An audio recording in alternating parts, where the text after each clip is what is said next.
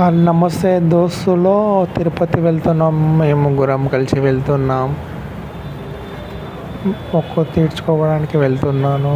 గుండు చేయించుకోవడానికి చిన్నప్పుడు చేయించుకున్నాను 2008లో.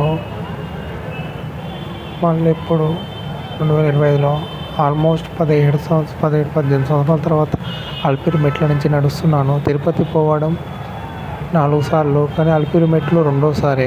2008 తర్వాత 2025, అటు ఇటు 17 సంవత్సరాలు అయింది.